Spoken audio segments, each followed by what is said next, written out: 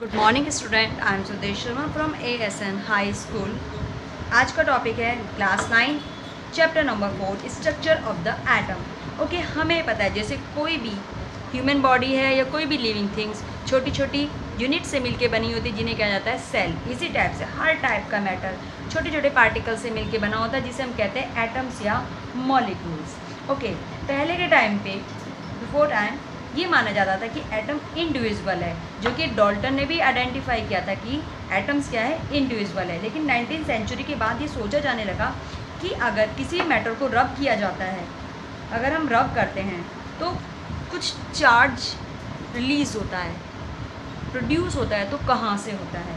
Then second point, ये charge कहाँ से प्रोड्यूस हुआ, कहाँ से आया, और जो मेटल्स होते हैं वो इलेक्ट्रिसिटी को कंडक्ट करते हैं, पास आउट करते हैं, तो कैसे करते हैं। यानी कुछ ना कुछ चार्ज पार्टिकल्स है मैटर के अंदर जो कि एक जगह से दूसरी जगह पर ट्रांसफ़र होता है।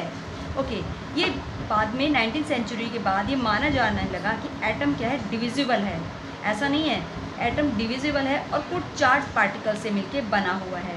यस, सबसे पहला सब एटॉमिक पार्टिकल्स सर्च किया गया था electron by J Thomson. J Thomson के द्वारा इलेक्ट्रॉन को आइडेंटिफाई किया।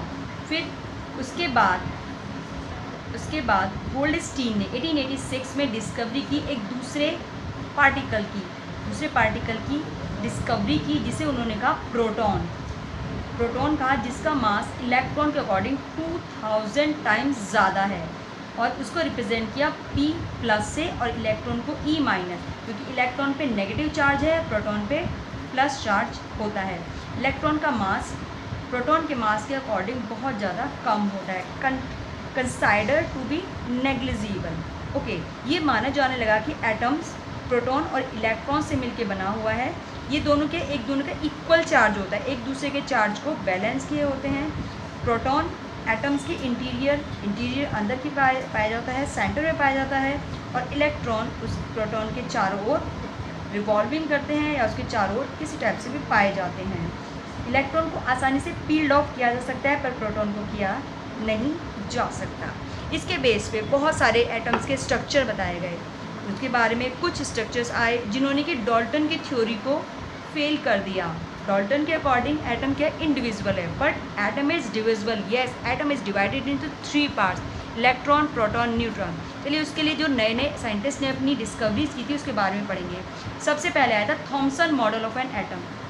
थॉमसन का एटम्स का मॉडल है। इसने कहा कि जो एटम है लाइक जैसे पुडिंग केक की तरह है, पुडिंग केक की तरह होता है। जो केक का जो साइड वाला पार्ट है सारा का सारा, दिस इज़ पॉजिटिव चार्ज, और उसमें छोटी छोटी स्ट्रॉबेरीज लगी हुई हैं, दिस इज़ कॉल्ड है इलेक्ट्रॉन। मतलब पॉजिटिव चार्ज में इलेक्ट्रॉन क्या है, धसे हुए, एम्बेडेड हैं, धसे हुए हैं। इस टाइप से स्ट्रक्चर बताया गया। Okay, then an atom consist of positively charge sphere, मतलब जो राउंड सारा पार्ट है ना केक का, वो तो है किससे, प्रोटॉन से मिलके बना हुआ, इलेक्ट्रॉन उसमें एम्बेडेड है, जैसे कि केक में पुडिंग होती है, छोटी छोटी चेरीज होती हैं। ओके, उसके बाद आया Rutherford model of an atom. फिर उसके बाद सेकेंड आए साइंटिस्ट रदरफोर्ड, जिन्होंने एटम का मॉडल दिया। इन्होंने क्या किया, इनके अकॉर्डिंग इन्होंने गोल्ड मेटल की एक पतली, बहुत पतली शीट ली, क्योंकि गोल्ड एक ऐसा मेटल है जिसे आसानी से मेलेबल करके बहुत पतली से पतली शीट को बनाया जा सकता है। उस पर अल्फ़ा रेस की बम्बारमेंट की, क्योंकि अल्फ़ा रेस का जो मास है 4U, मतलब बहुत ज़्यादा होता है अकॉर्डिंग टू गोल्ड मॉलिक्यूल्स।